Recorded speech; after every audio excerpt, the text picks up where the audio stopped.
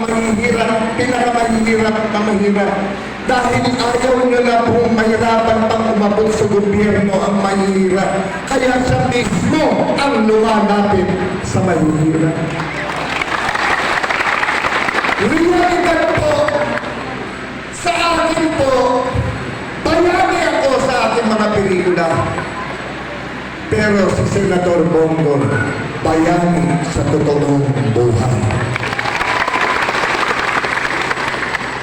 Kahit saan sulong po kayo ng Pilipinas, maniwala po kayo sa akin, bagyuhin kayo, bahain kayo, lindunin kayo, masunugan kayo.